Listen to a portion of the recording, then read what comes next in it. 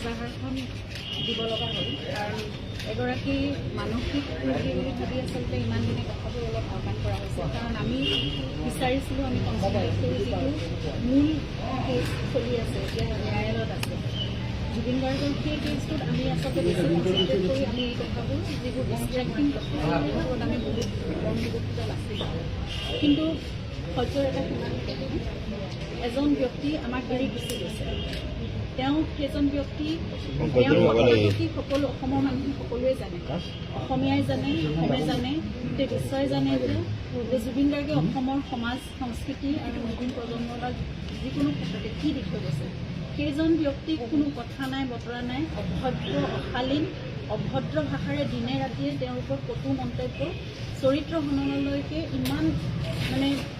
অশালীন ব্যৱহাৰ কোনোবাই কৰিব পাৰে সেইটো কথা ভাবিবই নোৱাৰি আৰু কোনো অসমীয়াই মই ভাবোঁ কোনো অসমৰ মানুহে সেই কাম হয়তো জুবিন গাৰ্গৰ লগত বা তেনেকুৱা এটা ব্যক্তিগতাৰ লগত কেতিয়াও নকৰে এইগৰাকী মহিলা তেখেতে না অসমক ভাল পায় না অসমীয়াক ভাল পায় না অসমীয়া মানসিকতাক ভাল পায় না অসমীয়া আৱেগক ভাল পায় গতিকে তেনেকুৱা অশালীন আচৰণ কৰা আৰু জুবিন গাৰ্গৰ সেই ব্যক্তিগতাটো এনেকুৱা মানে যিবোৰ কথা কৈছে সেইবোৰ সঁচাকৈ সহ্য কৰিব নোৱাৰে লগতে আমাৰ পৰিয়ালটো মোৰ নননগৰাকী আমি বৰঠাকুৰ মোৰ শহুৰ দেউতা যিগৰাকী অসুস্থ ব্যক্তি সদ্য পুত্ৰহাৰা এজন অশীতিপৰ 84 বছৰীয়া এজন অসুস্থ ব্যক্তি তেওঁকো এৰা নাই গতিকে কেনেকুৱা ধৰণৰ মানসিকতা হ'ব লাগিব গতিকে আমি ভাবিলোঁ আইনী ব্যৱস্থা এটা লোৱাৰ এটা বহুত মানে তুংগত আহি পৰিছে সেইকাৰণে আজি আহিলোঁ আৰু ডিফেমেশ্যন তাৰ লগতে ক্ৰিমিনেল ইণ্টিমিডেশ্যন আৰু হেট স্পীচ ইত্যাদি এনেকুৱা ধৰণৰ কেইটামান আৰু লগতে কমিউনেল কিছুমান প্ৰভোকিং মন্তব্য তেওঁ কৰিছে যিটোৱে হয়তো সমাজত ল এণ্ড অৰ্ডাৰ চিটুৱেশ্যনো ক্ৰিয়েট কৰিব পাৰে গতিকে এইগৰাকী গোটেই অসমৰ ৰাইজে ইতিমধ্যে বহুত গালি সকলোৱে জানে কি ব্যৱহাৰ কৰি আছে আৰু কি কৰি আছে মানে কিছুমান মানুহৰ যে গাত একো কথা নালাগে আৰু নিজৰ লজ্জাবোধো নকৰে তেনেকুৱা এগৰাকী মহিলা তেওঁ সেইকাৰণে তেওঁৰ ওপৰত আইন ব্যৱস্থা গ্ৰহণ কৰা হৈছে এতিয়া আমি সকলো সেই আইনৰ ওপৰত এৰিছোঁ তেওঁ সেইকাৰণে ধন্যবাদ বহুত বহুত ধন্যবাদ তেওঁলোকে সহ্য কৰিব নোৱাৰে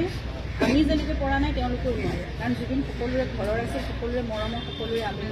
গতিকে এনেকুৱা কিছুমান ডিষ্ট্ৰেক্টিং কথাই যাতে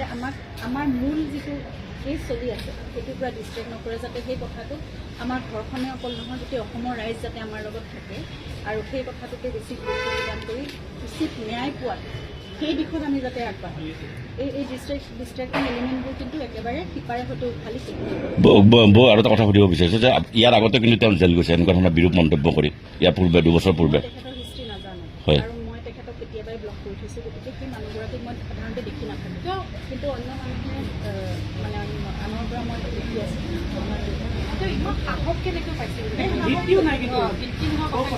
কথা সেইটো সকলোৱে জানে ৰাইজে জানে